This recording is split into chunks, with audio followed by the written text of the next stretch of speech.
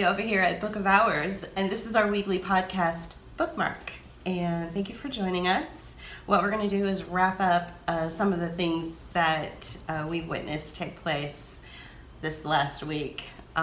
It's been a crazy ass week. Yeah. So the July 4th weekend is right behind us.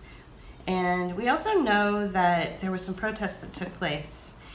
And what was the difference, in your opinion, between the protests from, like, say, Black Lives Matter versus... Well, so this has been going on for a while, right? So we've been documenting this for the last two videos that we produced in our series. And so you've got protests out there where there's lots of, burning and shouting and carrying on. And they're very inorganic versus, like, the more organic ones that we've been seeing just this past week. Right. I think we saw London come out and do like an anti-mask protest. We saw Boise, Idaho come out and do it. Go in!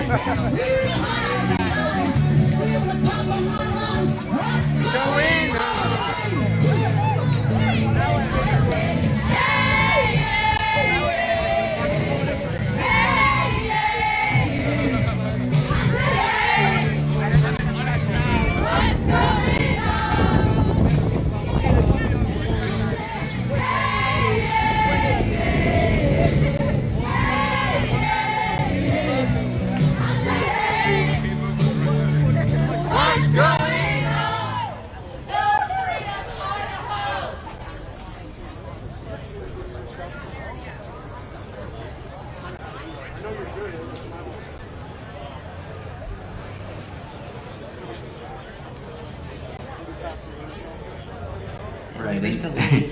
The one in Boise was kind of funny because it looked more like a conference, like a tabletop, like a book fair, more than anything, Yeah, it looked like just community fair, kind of community getting together, which that tells you that it's organic. And I'd like to remind people that the protests that took place back in March, where in Lansing, Michigan, people got together in their cars and protested the lockdown in general and the closure of small businesses and the closure of the farms. Those were all organic as well. Those were not corporate sponsored. You didn't see Nike doing commercials for those. You didn't see your cellular service send you an email saying, farmers' lives matter. Like that or whatever. So those were organic. That's how you can tell the difference between something that's organic and not organic. If it's got a lot of corporate sponsorship behind it, it's not organic.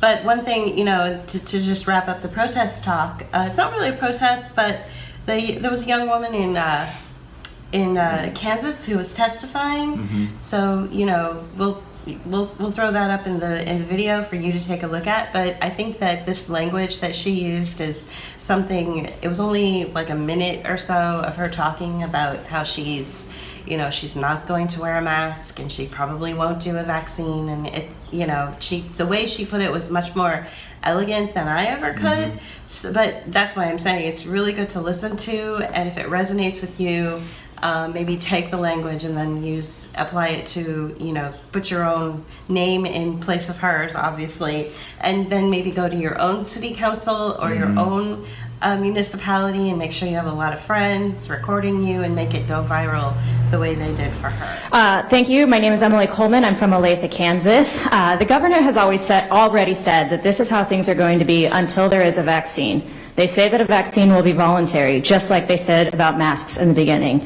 I don't know how others here feel, but I'm not willing to take an experimental DNA alternating vaccine that has been fast-tracked past even the most minimal or no safety qualifications to which routine vaccines adhere.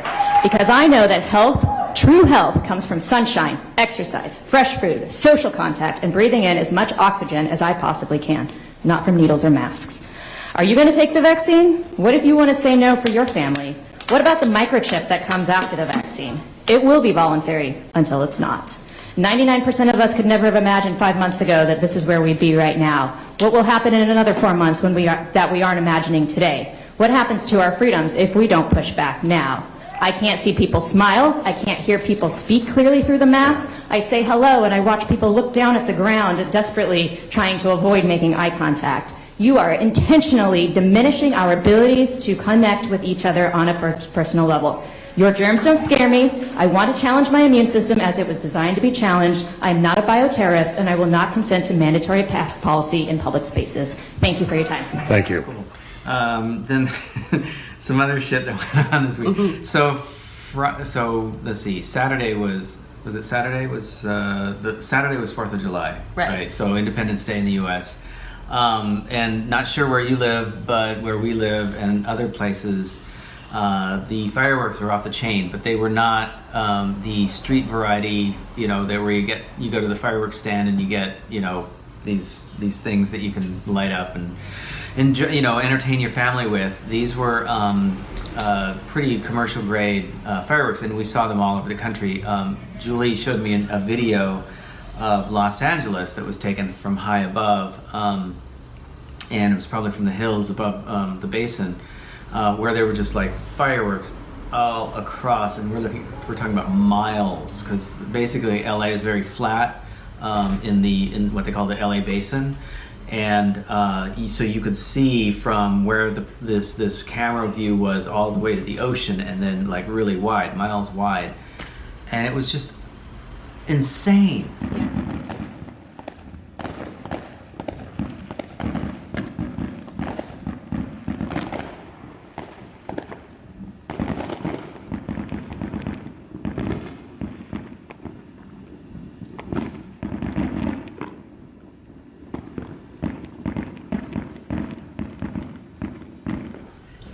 Yeah, to me, it looked like something you would find in the Middle East. If you're looking at a bombing campaign in Iraq or Syria or wherever, and you just see the bombs going off in succession. That's what it looked like. So that's what that video of Los Angeles looked like. And so it reminded me, the stuff around our small community. It reminded me of like a symbolic war. So we're at the west end of Pittsburgh, and our neighborhood, our community here isn't very rich. It's very not wealthy, and there were very expensive fireworks shows going on, and it was 360 degrees around our house. So It wasn't like like the municipality or the state or any sort of organization sponsored these. These were, well, I'm sure an organization sponsored them, but not one that you know of. And not one that you would want to know. Right. So the message is loud and clear that, like I said to the neighbors when they were confused as to, why such expensive firework displays were this year, I said, well, it's probably because, this is considered an act of aggression. This is considered an act of war. This is considered an act of terrorism. There are going to be some very strange measures that get passed and pushed forward. Your grandson, for instance, is not going to have the same kind of life that you have through these measures and models that are going to be pushed forward, which we talk about in our video essays. Right. And I think that it was also symbolic. It was just basically that whoever's putting this message out there is basically saying the United States is over now. It's it's Independence Day. Well, it's now the last day of the United States. Now, this is just us speculating this, but that's what it felt like. Yeah, we try to pay attention to signals and messages, but this happened all over the country. Just these huge firework displays that were just nothing like you've ever seen before. And there were fires as a result of them. Some areas in California caught fire because of the fireworks, which, it's all kind of strange because during fireworks season or during July, or whenever throughout the country, they always are very careful. They always say, make sure you don't start any fires. Make sure you're careful with your fireworks. But the way that these fireworks were going off so aggressively and so for so long, it was like they were trying to start a fire. Well, it felt like it. I grew up in Southern California, and after a while, you just couldn't buy fireworks anymore. They didn't have the stands like they had when I was a kid, and then later when I was getting into being a young adult and teenager, they stopped selling them.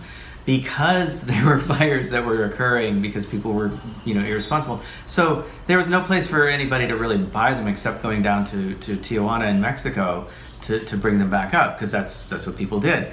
But this was like way beyond that. And so I have a feeling that, there were some operatives that were just basically not from the area. They were irresponsible, and they probably caused a lot of damage. Well, I mean, and also they were paid. Yeah, well, they were paid to do this. They were paid to cause the damage. Backing up a bit, I do want to talk about the Illinois judge in Clay County who ruled against the Illinois governor's COVID rules. Mm-hmm. So he said that the stay-at-home order had devolved into insanity and had become completely devoid of anything approaching common sense. Right. That's some pretty strong language. It is. And now this was a judge that was in a southern county of Illinois, in Clay County. And the reason we bring this up is because now it may not affect the all overall. Illinois, He may not have taken out, it may not affect all of Illinois, but basically what had happened is this was a precedent that was set. Right. And now that you have a legal precedent, we've talked about this before in our things, once you have a legal precedent, other lawsuits can be brought to a court, and I have a feeling that maybe Pennsylvania can bring another lawsuit with that as a precedent set and go from there. So we'll see how things play out. Yeah, and I think regarding the term precedent, and it doesn't always have to be in a legal sense, so to speak. If a couple of coffee shops in some towns across the country got together and or didn't get together, but just decided to open up and just open up their business like normal and not worry about it, that would set the precedent for other coffee shops throughout the country to do the same thing, and other shops, because people are just looking for leadership. People are looking for someone to act rationally, and I think if we go back to the nice young woman in Kansas who testified before her council in Johnson County, Kansas, and talked about just everything about the mask and all that stuff, it really should inspire other young women or young men of her age group to also stand up and start taking action, because it's all of our futures that are at stake, but it's definitely the future of the young people that are at stake. So doing something will set the precedent, and it will inspire others to do it as well. Yeah. Well, what we've been seeing and I meant to write this down. What we've been seeing are stores and places of business that are being attacked by by people who are calling the state police or the municipal, like the city police or whatever the case may be. It's right here. Okay, so there was a Mennonite store. I think it was in Pennsylvania, right? I think so. Yeah. I mean, the thing, and somebody called the state police on this Mennonite store for not wearing masks, and so there's a couple things going wrong there, because the Mennonites they're more modern versions of the Amish. They're a religious community. They stick pretty tight. If you go into one of their stores, they do have a lot of requirements. Like, they don't want you wearing, shorts and bikini tops. They want you to wear plain clothing, not a lot of loud colors. I mean, that's one thing, but basically what they're looking for is not showing a lot of flesh. Right. Okay? Just be respectful of their establishment. Right. And so, right, exactly. And who they are.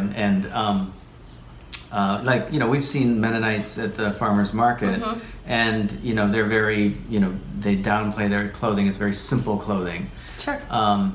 So for somebody to go out and then go and say, call the police on Mennonites. Are you serious? Right. Are you kidding me? It's it's cowardice, and it's really weird. It feels really strange. So I think that's why so many stores, the stores that we've gone into, some of the little shops that we've gone into, We really get the feeling that they're against the mask. They're against, having to put the glass. One of them doesn't even have the glass Right, I in front noticed of that, their yeah. register, which is really nice. And they're still a very, they still really love to engage with their customers. They're all,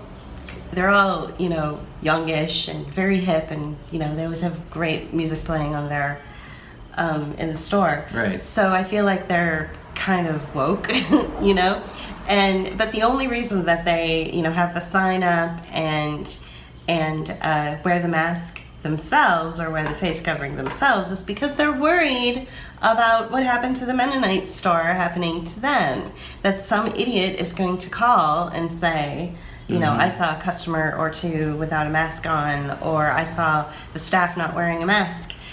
And the problem is that, I have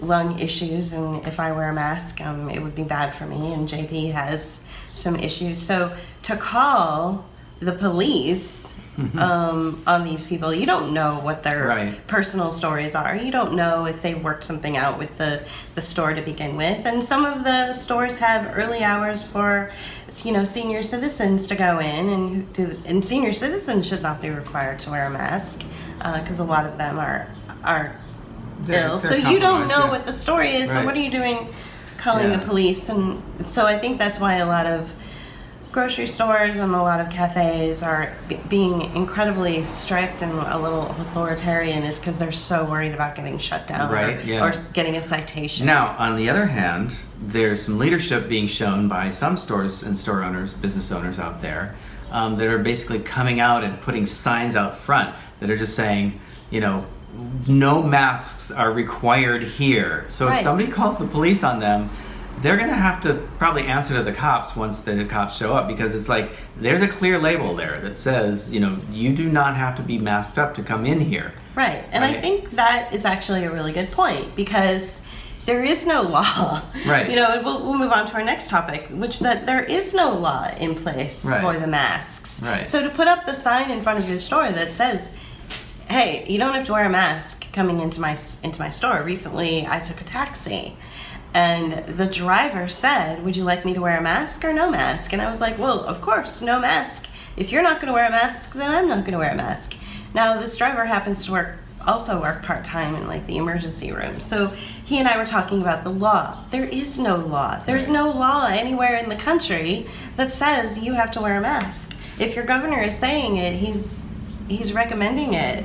He's suggesting it. It's not a law. In California and Washington and Pennsylvania, they're using the language of mandates. Right now, mandates mean mandatory, and usually a mandate means that there's a majority supporting that mandate. Okay, to just use the same word, and that's not the case in this matter.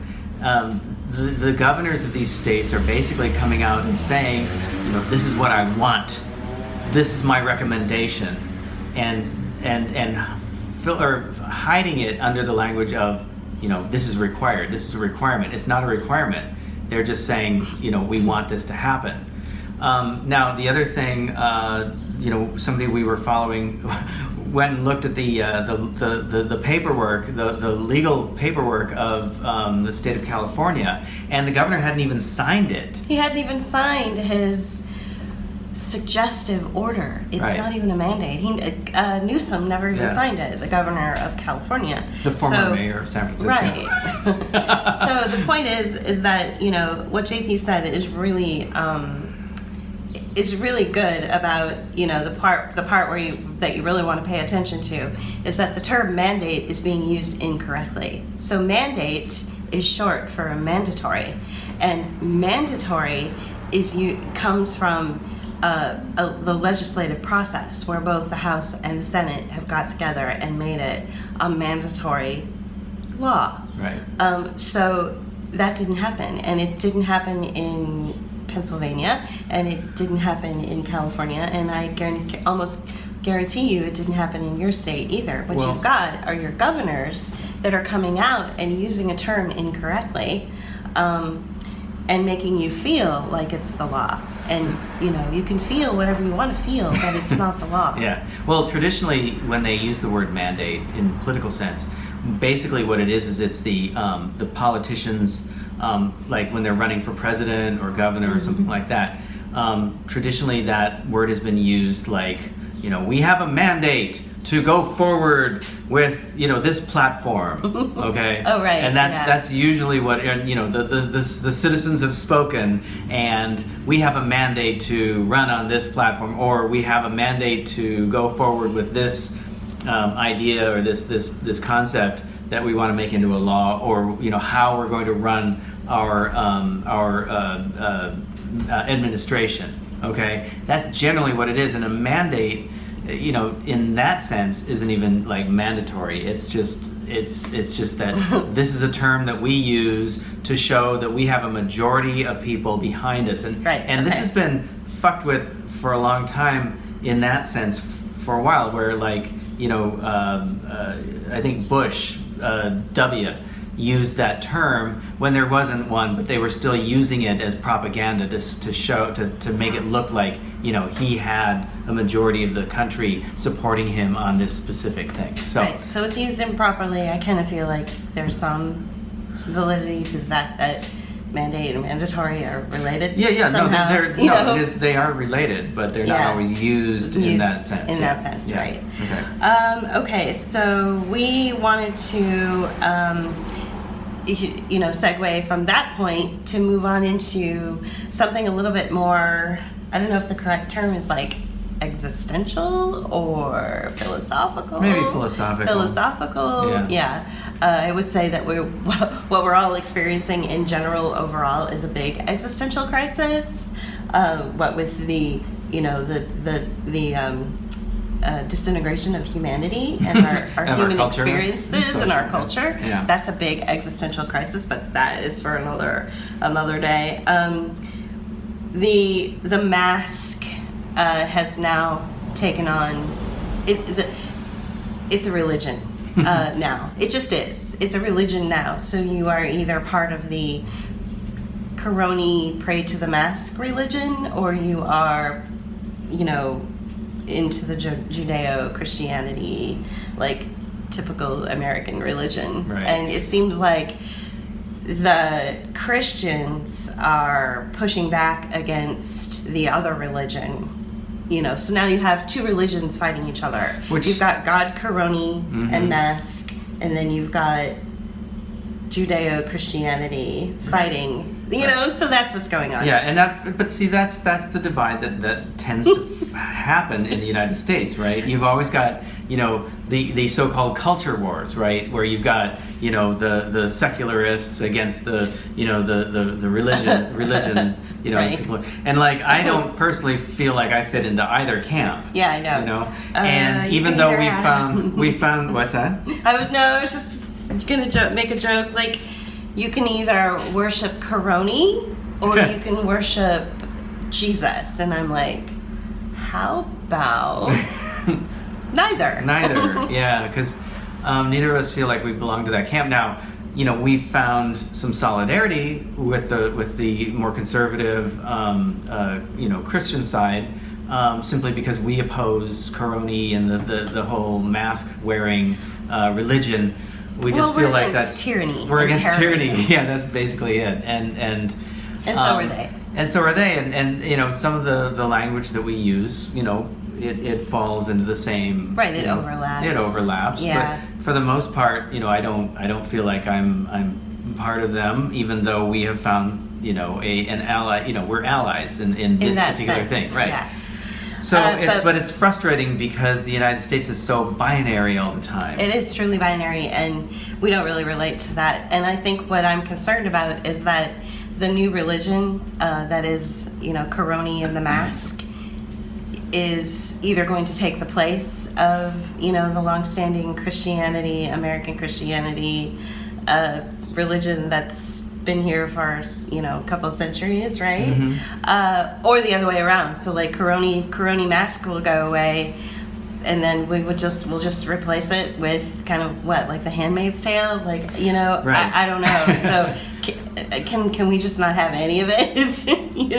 you know, I mean, that's. Can't we all not just not along? Can we all just not get along? You know, I mean, can't we all just like believe in science and logic? Right. Well, and and reading. that's the other thing too that kind of kills me is the Caroni side is always saying, oh well, you know, follow the science, or you know, like, you know, but they're not. But they use the science to their advantage when they want to use it to their advantage, and then they'll ignore it when it's like, you know, placed in front of them, and it's like, well, look, we flattened the curve, and we did this, and we did that, and I guess we should talk about this real quick. You know, we're finding that people are getting into the technical side again, and they're making arguments that are technical, and the science, and this is incorrect because the science really shows you blah blah blah, and it's like, and you lose your audience. Right, you totally lose your audience. And I don't think that Caroni people and Maskey people, like the sadomasochists, I don't think that they are really speaking scientifically at all. No, they're not. They stopped. Well, I don't think they actually ever did talk science. I think they were just like pseudoscience. Well, and I don't even know if they even use pseudoscience. Like, I'm serious. I think that they kept pointing to Fauci, you know. And the celebrity doctors. Exactly. You know, and the way I see it is, if Alyssa Milano is your doctor, go right ahead. You can follow your doctor's advice. If Alyssa Milano and Oprah Winfrey and Ellen DeGeneres and, you know, a couple of really smart sounding people on NPR or CNN experts are your doctors, you know, these people who are paid a lot of money by, say, pharmaceutical companies or the Bill Gates Foundation, they're paid more money than you'll ever make in your lifetime to give you advice on your health, to smother you and your children, and, you know, keep oxygen from getting into your brain and into your body, then that's, by all means, that's great. But my doctors, who are from Stanford and UPMC, have told me that it's probably not a good idea to obstruct my airwaves. Yeah. Well, you know, and I guess when I was referring to celebrity doctors, I was referring to like Fauci, because remember he was everywhere at the beginning of all this, right? He's a celebrity. And now we don't see him anywhere, right? So, because he did come out and say that masks are probably not a good idea, you know. He did say that, and so does the CDC. That's probably why we're not hearing from him anymore. Well, I mean, we're hearing from him a little bit, like he's kind of come back around. I mean, they never really truly go away because they need to justify their paychecks. Right. So they never really truly go away. They always, right when you say, wow, we haven't heard from blah-de-blah. Like somebody recently said, well, where's Bill Gates been lately? Well, sure enough, here comes another 45-minute TED Talk. Right. You know, with Bill Gates, or him meeting with the Chamber of Commerce. Or him on camera with his wife and giving sinister smiles. Sinister smiles, which are just meant to make you upset. Yeah, exactly. They're there to trigger you. So speaking of religion, you know, and philosophy and things like that, we wanted to just once again promote our newest video. It's been really popular. People have really loved it. We're getting a lot of good feedback on it. A lot of good feedback. People are sharing it, so thank you for that. It's called The New Model Communitarianism. It's the third. It's the third in the series of the New Model. New Model series. Yeah. We worked very hard. We worked hard. I mean, we spent a lot of time working on that one. It's our longest video probably ever, other than, you know, like these types of videos. But like in terms of it, one of our essays, it's the longest video essay that we've done. We both worked on the script, and I did a lot of it, and then you added to it a section to it that really helped kind of like gel, you know, take it. And but, you know, then again, you know, it was like finding the videos to support the ideas and support the script, and all that. And there's a bitchin' track at the end. That's a very bitchin' track. Yeah, which I did find. Yeah. But it's called Communitarianism, and what we're finding. So aside from our video, so we did this whole thing about the communitarianist philosophy, which is what we pointed out in the video is the extreme center, okay? The Obamas and the Clintons and these people, they support this, and this is their philosophy. What we're finding is that there's still a lot of confusion out there in social media, and a lot of the video commentators who tend to be a little more conservative they continually go back to saying that this is communism and socialism that's driving the bullshit that we're seeing, and we're saying no, it's not the left, it's the extreme center. It is the extreme center. And I think, and just really quickly, what I would like to do is mention the July 4th speech that President Trump gave, in front of Mount Rushmore. So what he did is he described communitarianism to a T. Even though he called it the far left, but he was describing communitarianism. Maybe he watched our video. Well, maybe he didn't, and he's doing what everybody else is doing, and that is calling it the far left, the anti-capitalist far left. It's not the far left. So it's communitarianism. And something that it's the radical center. The radical center, and something that I wanted to point out to somebody who was making a comment was that, if you knew who the radical left were, you wouldn't be afraid of them, because they're not that. There's just no cohesiveness there. The left has always fought with each other, and so there's factions that fight with each other, and there's just not the amount of strength that you think it is. Now, what we're seeing is a lot of protests and a lot of and a lot of things going on out there that are being attributed to the far left, BLM and Antifa and things like that. But I feel like those are not real, that they're supported, as we talked about before.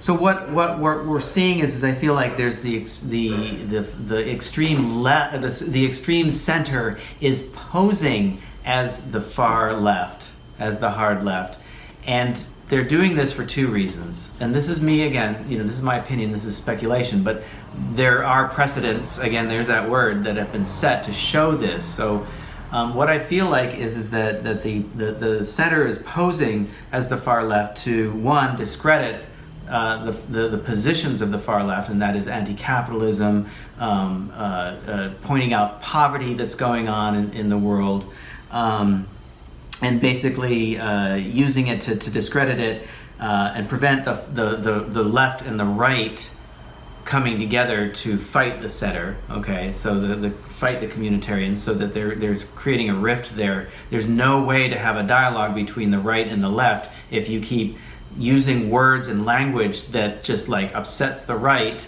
Okay, that there's a lot of commonality on the two extremes. It's just that there's a lot of things that we do disagree on, but we do agree that what's going on is bullshit. Okay, the other thing that I'm seeing is that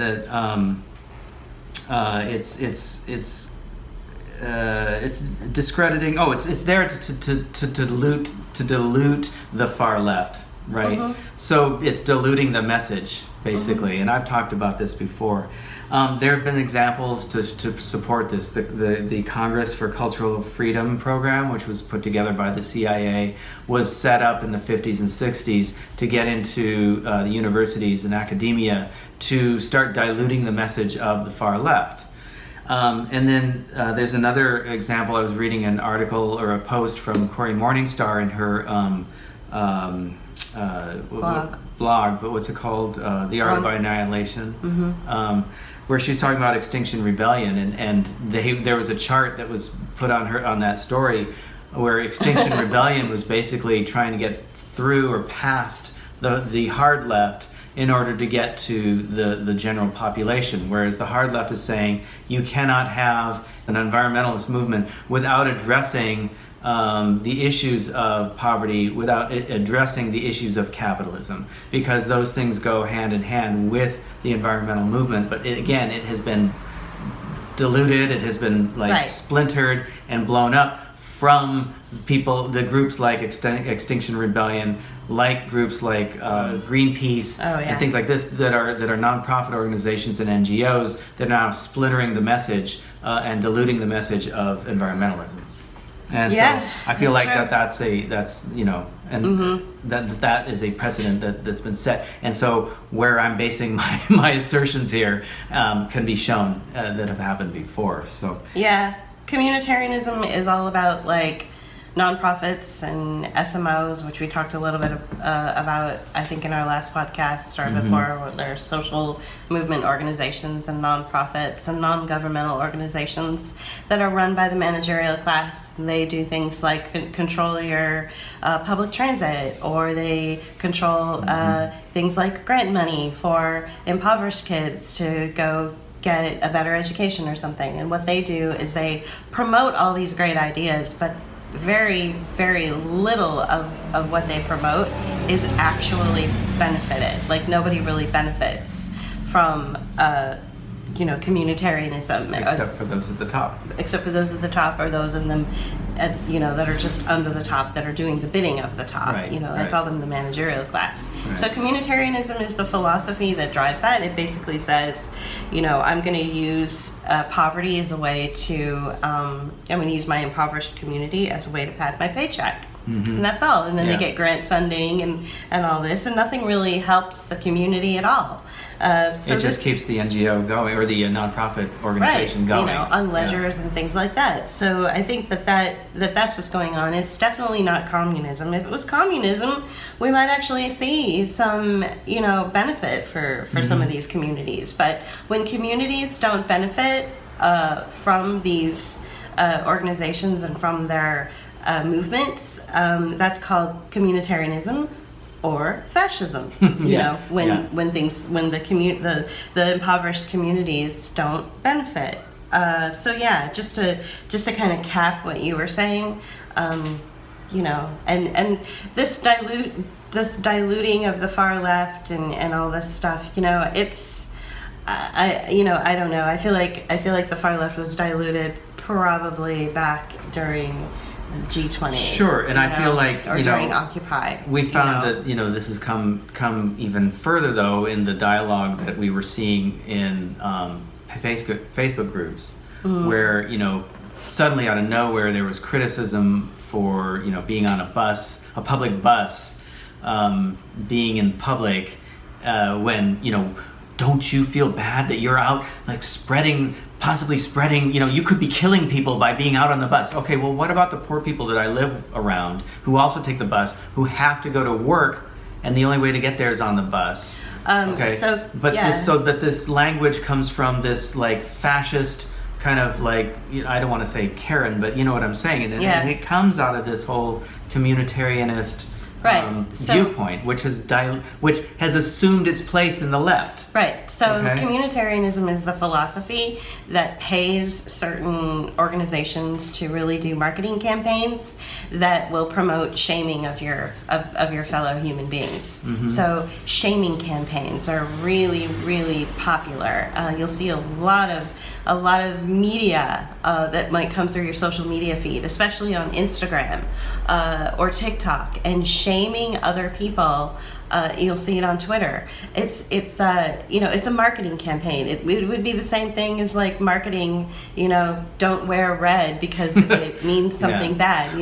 It's a marketing campaign. There was that red campaign. Right, that's true. So it's a marketing campaign, and that works on the American mindset. So what they do is they take that information and they take that programming and they go out into the grocery stores and the markets and the public bus system and public transit and the beaches and wherever the heck else they go, and they take it upon themselves to repeat back what the advertisers and the marketers that get paid a lot of money to psychologically manipulate them.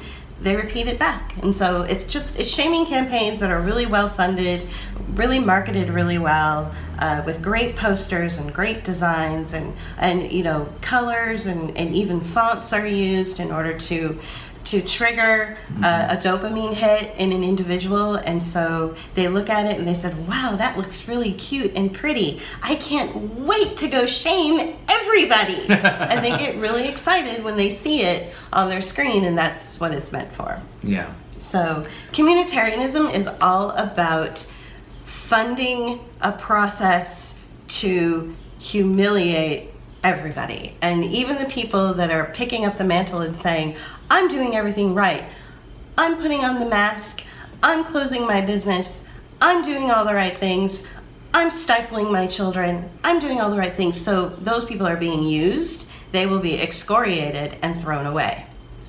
Yeah. So, Yeah. yeah. Yeah. So communitarianism is not a nice philosophy at all, but it's wrapped up in a cool, pretty little bow. And feel good language, yeah. And definite yeah. feel so good if language. you haven't seen the video, please go to our YouTube channel, and we have we have playlists, and one of the playlists is the new model. And so we have several that are not officially part of the series. So please look at those as well. But communitarianism is in there. Yeah, Okay. it is. Yeah. One of the things that I listened to a Sam Beckman video today, and so did you, and he talked about grief. When you're experiencing death, you've got the Kubler-Ross, 5 stages of grief, which I'm sure many people in our audience have heard of, and they're aware of it. And these 5 stages of grief, when you're witnessing a death of a loved one or death in some way, these 5 stages of grief don't necessarily come at specific times. There's no specific timeline. Right. Exactly. She doesn't say that you experience this one first and this one first. It's not linear. Right. It's however you deal with it. Right. However you process, and sometimes you repeat the steps. So one of the things that, so that kind of segues us into our next topic, which is the 10 steps to genocide. And I would say that we don't have the list in front of us because we didn't want to spend too much time on it. Right. But I would say, and you can look it up yourself. You can go to genocidewatch.org or .com. .org, yeah. And you can just look it up yourself. But I would say that we're in the number 4 stage, which is dehumanization. There's a really, really strong fanatical campaign to dehumanize us, separate us, cover our faces, and it's dehumanization. It's the breakdown of our humanity. It's the breakdown of our social skills. It's the breakdown of the things that come naturally to us, which is just to talk to people, and which is just to be social beings, which is what human beings are. So we're in that dehumanization process of the 10 steps to genocide. And I just want to say we don't endorse that site necessarily. Not because really. There's some politics on there that we don't agree with. However, we do feel that this set of steps is valid, and Right. it documents something like what Kubler-Ross documented in terms of grief. This does the documentation of grief and death, and but this does the same thing for genocide. Right, and so we might say genocide like loosely, like when JP and I talk about genocide, we don't mean like they're going to just drop a bomb on like a big section of Pittsburgh and then everybody's just going to be like lying dead with their bones shattered and blood everywhere. Or focusing on a particular group of people in the community, like a particular race or a particular people, like say the Germans did in the Nazi period. Sure. Right. I think what we're talking about when we say genocide is the genocide of our humanity and the genocide of everything that we've ever come to count on and experience in our life, whether it's society. Whether it's just going to the restaurant and having dinner with a friend, going to a show, going to a festival, counting on your unemployment when you're in between jobs, which most of us are. Just all the things that, institutions that have always been there for us, things like libraries and police stations and things like that. So what we're witnessing is the genocide of, humanity in the sense that it's how we live and the kind of institutions in place that we grew up with and that we're used to. So the future, the children, the legacy systems, the children in the future will have a much different kind of life than I had growing up. So and who knows how dystopic it's going to be. I feel like we tend to look at the even though we're reading tea leaves like everybody else, I think we feel like we look at the information that a lot of very good researchers present and go with that, where it's all about the ruling class making money and profiting from our misery and our lives, rather than jackbooted thugs, marching into the neighborhood and kicking down your door. Right. We don't putting feel like a gun to your back and making you get on the train car. Right. We don't feel like it's going to be that as much as it's going to be just about being socialized in a certain way, financialized. Completely controlled. Yeah, and controlled through financialization. Like you're a prisoner, basically. Yeah. Growing up, little kids these days are going to grow up in the United States of prison. They're not going to know what it means to really be free. Mm-hmm. They'll just be controlled and threatened all the time, and they'll never really get anywhere. They don't really have opportunities. I never really had any opportunities and was never born into a meritocracy either. But then again, you and I are Generation X, right. So that kind of defines our generation. But these kids are going to have it really bad. Mm-hmm.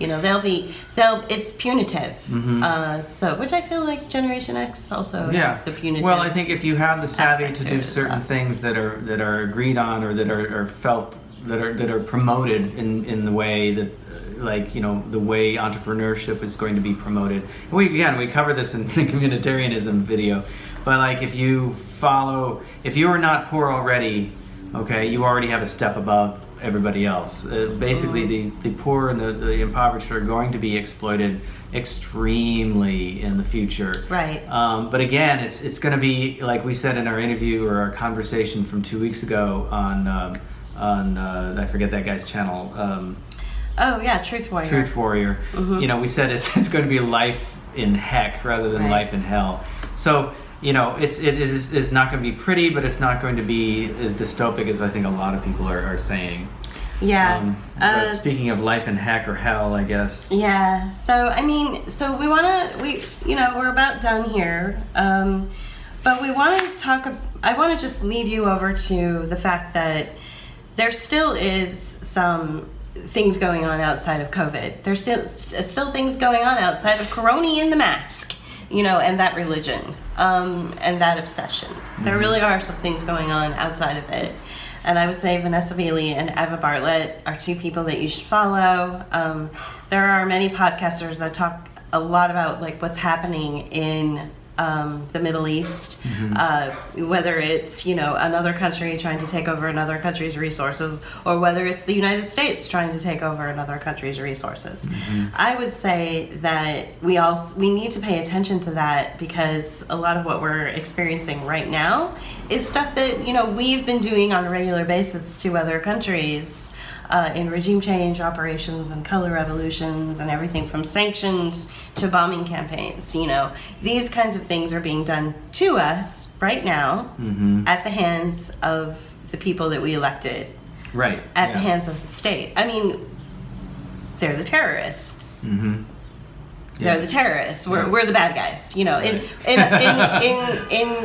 The United States is the bad guy. Right. And so now the United States, and the powers that be in the United States that often go to the brown countries and the global South, it's all coming home to roost. And they're doing it to us now. Yeah. And they're doing it, in ways that are some are really obvious, and some are really subtle. But and there's the propaganda that covers that kind of thing up. So the whole white helmet movement, or campaign, I should say. Was it Vanessa Beeley? Was it Vanessa Beeley who exposed both of them? And Eva Bartlett both exposed that whole campaign as being nothing more than propaganda. It was founded by a guy from MI6, military, and they were sharing office space with ISIS. Oh, right. Yeah. So in this one town in Syria, their offices were right next to each other. So I'm sure they were sharing Wi-Fi, and coffee. And coffee and chatting. Yeah. Come on. So that was that was extreme bullshit, especially the fact that it won the Academy Awards or something like that. Well, it got an award from the Golden Globes. It was a Netflix program and all that crap. Everybody knows that it was complete garbage. Well, So follow those two ladies, please, and keep an eye on what's going on in Syria for sure. Yeah. Okay, so now what we want to do is talk about something that's a little bit more nuanced, and we'll probably wrap it up from there. so JP and I, in the last 3 months, we've become connected to and really appreciative of the support of people that really promote our work and really love our work. And this is amazing. Some of those people are, they're kind of like us. They just do the research and look at things the way they are. And then some people are really reactionary, and they go to some pretty strange places without actually looking at what's going on, like right in front of them. And we noticed that when we were first, let me back up a little bit. Like a few years ago when we were still living in San Francisco, we were doing this format more often. And we weren't doing the essays at all. But we were following a lot of people who would go to crazy places. They'd talk about Satan, what was it, like Luciferian baby eaters and all this kind of thing, right? And we'd be like, okay, I'm gonna skip past that part and move on to what else you're talking about, because there's some interesting things. So these people would bring really good information to the table, and then they'd go off on these tangents.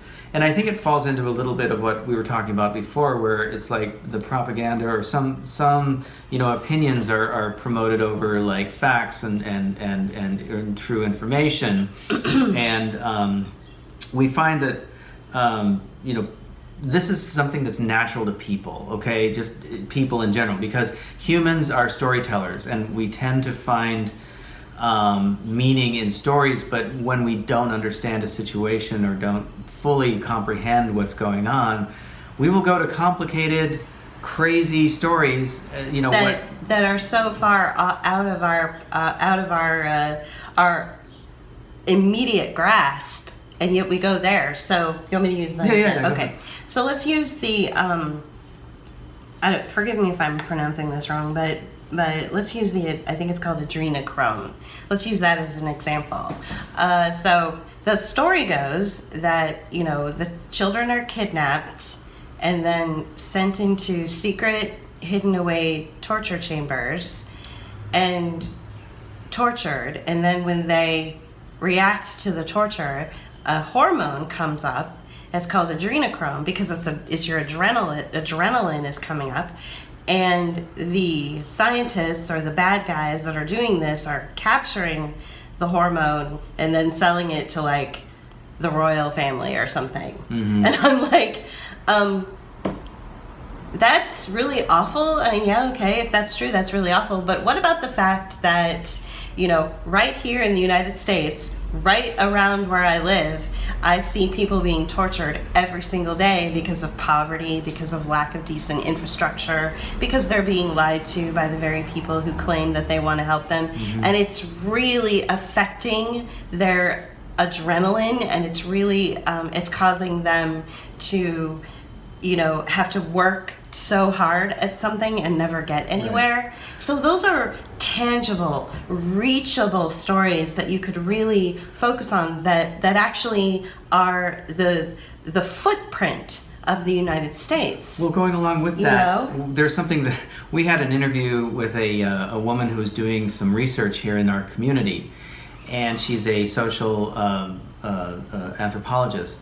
And we pointed out something to her that it didn't even occur to her until we pointed it out, and that is that our area of Allegheny County and around Pittsburgh has the highest amount of public housing and Section 8 housing in the entire county, if not the entire state. It's very concentrated here, and we said that to her. But we also said, but did you notice that there also is an incredibly high amount of daycare centers situated here? Like, per capita, there's more daycare centers here. And that's something I noticed when I first came here to look at our house than, anywhere else. I mean, you throw a rock and you hit a daycare Basically. center. Yeah. And there's a correlation there between the Section 8 housing and the public housing and these daycare centers, because what happens is that the owners of the daycare centers get money from the state in order to run these places.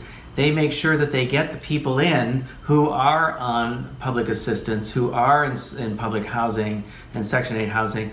That's how they actually make their money. So they funnel these people in, and then they get additional money from the parents, the mothers and the parents who are paying for the daycare, For the service. right? Yeah. For the service, right? So they're making getting money. They're getting money on both ends, They're getting right? it from the government, and right. they're getting it from so the there is clients. a It's like- and the I have to say the level of care. You would probably not put your child in that level of care because we've seen it up close and personal. Yeah. There's one just like right, Yeah. like not across the street, but just like a walk, like 2 seconds of a walk from here. The kids you know, play on asphalt. They play in this. It's an old bank. It's an old bank. So in the drive-through section of the bank is where they play. Right. And I was walking by the other day. The kids were playing, and there's this woman, smoking a cigarette, sitting down, going, "Okay, kids, yeah, you gotta, like yelling at the kids while classic she's smoking, Pittsburgh, right, while she's smoking a cigarette." So I mean, it was like right out of a like a comic or Yeah, it's bad. yeah, College Humor or something on. So these kids are in a constant state of stress Right. because on some level they have to know that they're being exploited. The system is exploiting them. The daycare center is exploiting them. They have to know on some level that they're being exploited. And all this money is going into the daycare center. It's the child industrial complex. Right. And all this money is going into the centers, and yet they're playing on asphalt. Right. They're So playing with rocks right. instead of... well, there's shitty old toys. Oh, that there's they have shitty out there. old toys But that, there's an economic incentive for these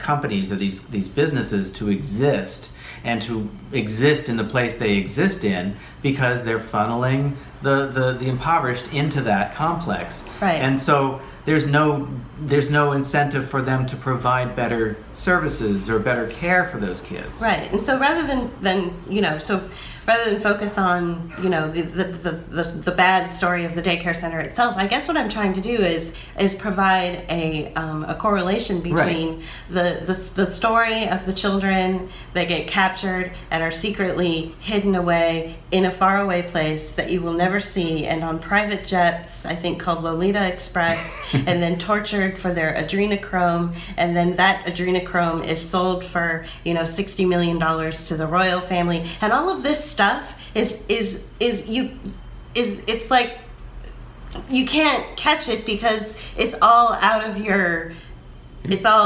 reach, whereas the story that we're telling you about the real child industrial complex and the real exploitation of children is literally right outside your door, and you can do something about it.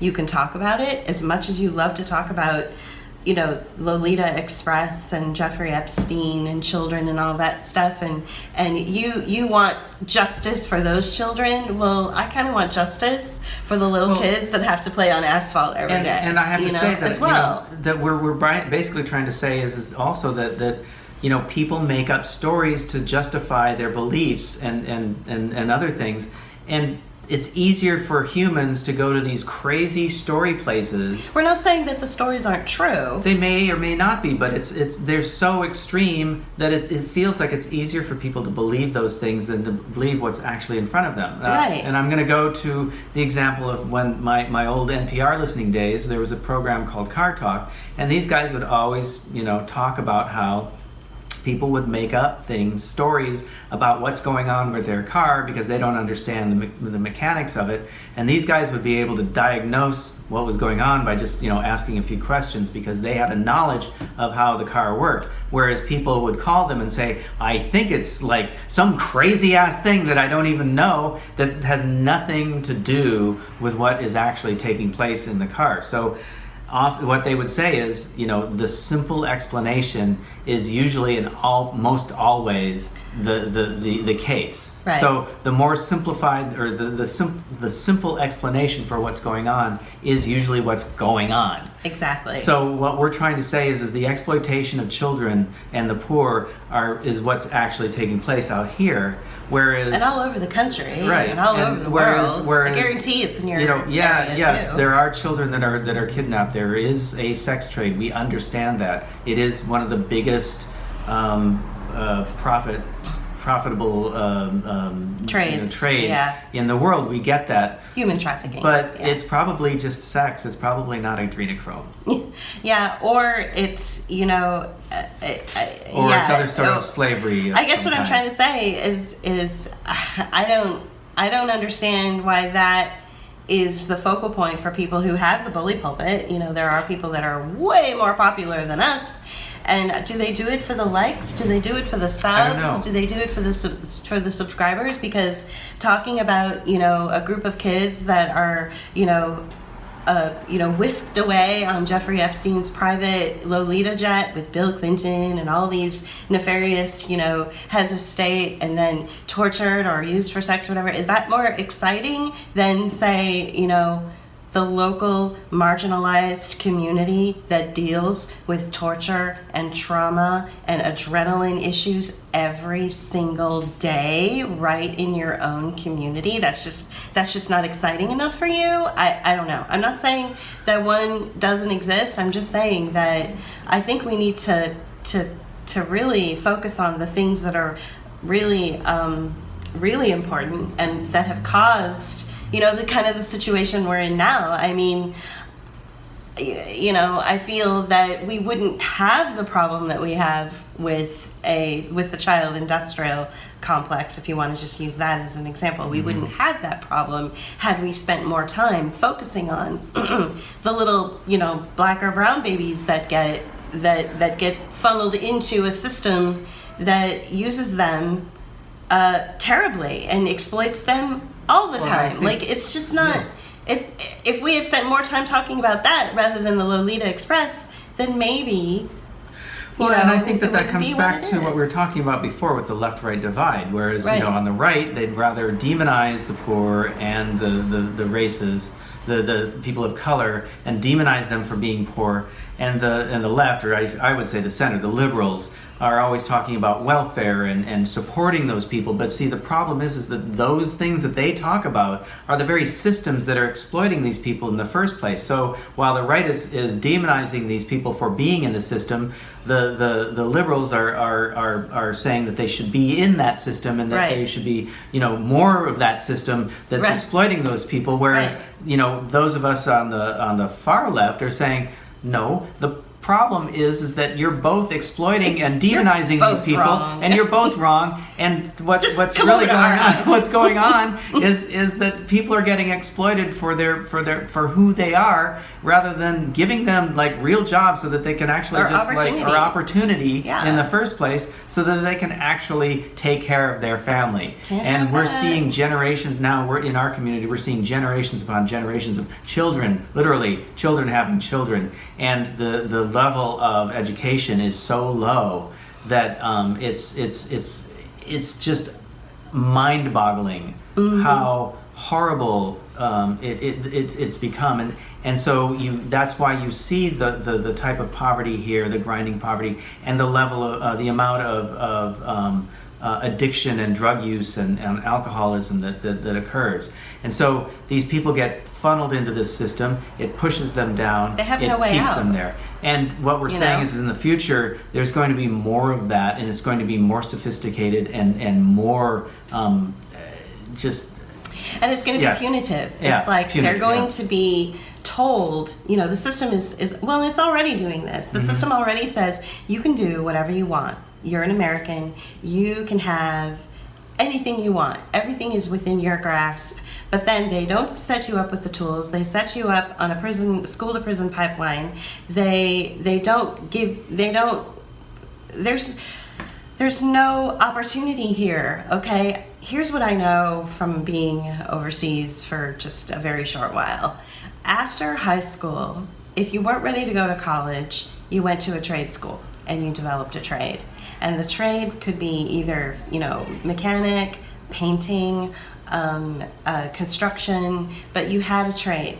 So that if you decided you didn't want to go to college, or if you decided you wanted to be a musician, you would always have a trade that was paid for by the state. So the state would pay for that trade. It's 2-3 years of school, whatever. You have a good solid trade to bank on. And that was something that the government paid for, you know? So we should have something like that, you know, but we don't. We're just told, but you can do whatever you want.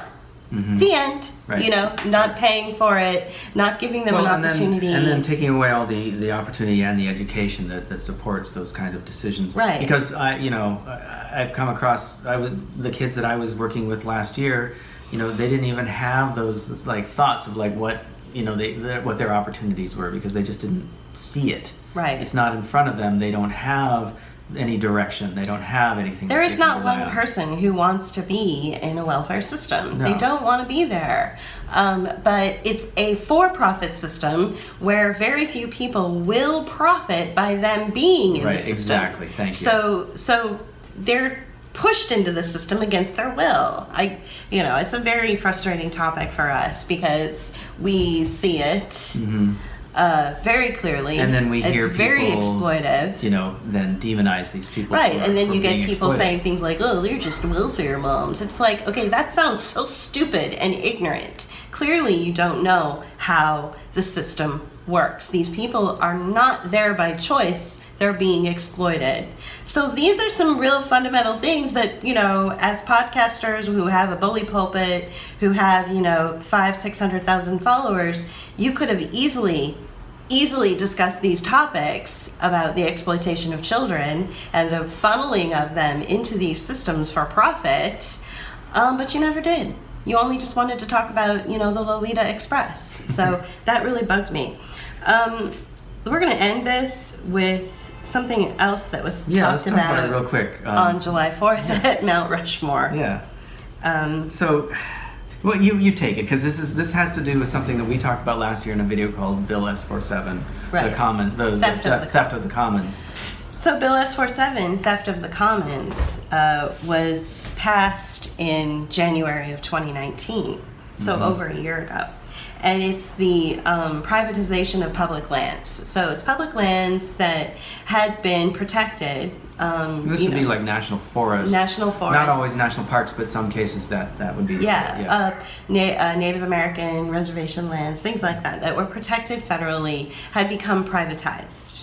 Okay? Privatization means that a corporation or a group of people who you will never know who they are came and just bought it, and now you don't have access to it. And it's mostly because they want to exploit the natural resources of that particular area. Right, so they'll do it under this, sort of green message maybe. Right, but yeah. really it's just the privatization and exploitation and financialization of nature.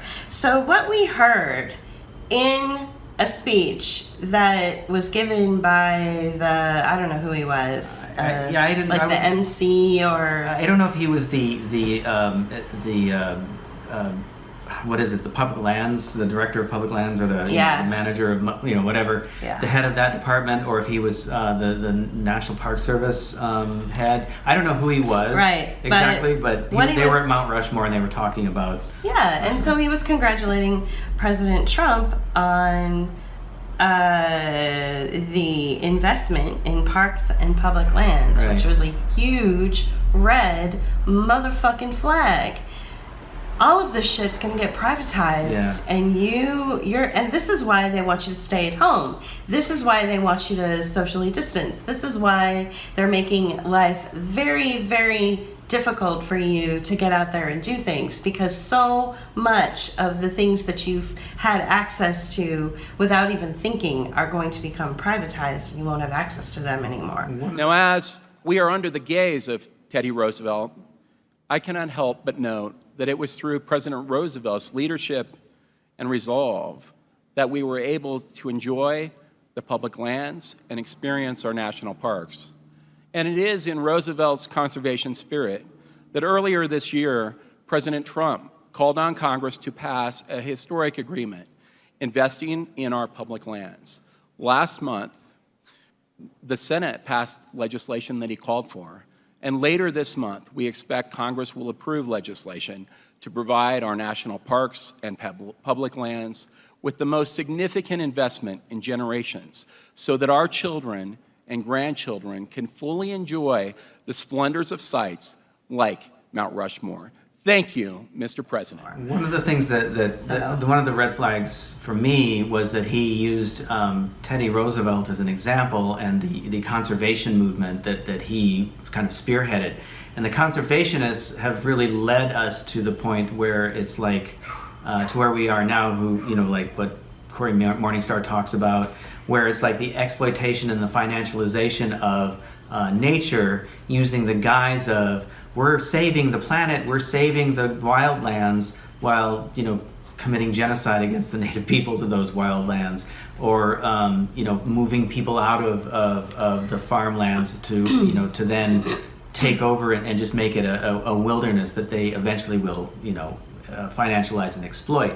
But the other red flag is that, you know, he was, and Julie pointed this out to me, was the language that he used. You know, it was very vague. It was very feel good. It was like, you know, we're going to invest in these public lands so that people can blah blah blah, so that your children can have a good education in future about our lovely parks, and I'm just like, oh no, that's a red flag. Right. And so the conservation movement was basically, you know, setting aside land so that the wealthy could actually, you know, they had, when they first set up the National Park Service and when they first set up these forests, they didn't intend like you and me to go there. It was supposed to be pristine land that, you know, basically the wealthy could go, right, and he could go pretend to shoot a bear, and, right, you know, right, and all that bullshit. Just like when we were founded, right. you know, the Constitution or the Declaration of Independence or whatever was not written for people like me and you. It was written for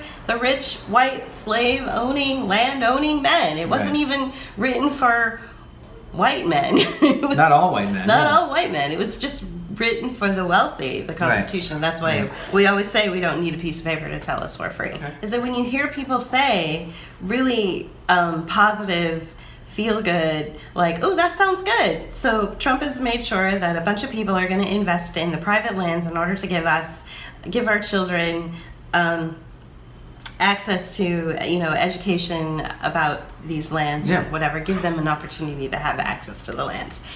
That's a red flag. That's a red flag right there. That should tell you that it's only for the rich people. And usually, like Catherine Austin Fitz said, you know, if you see a bill and it has feel-good language as the title of the bill, read the opposite of that. Right. use the opposite words. That's why it'll tell you what's actually in that bill. Yeah. Oh, we should plug our next. Okay, that's why we're working on something called Resilient Cities. Right.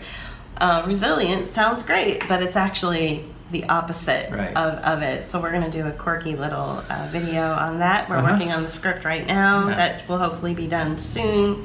We had a little bit of a setback yesterday. Yeah. So, you know, we were hoping that the video would be out by, end of next week, but I don't know if that's going to happen. Maybe a little bit.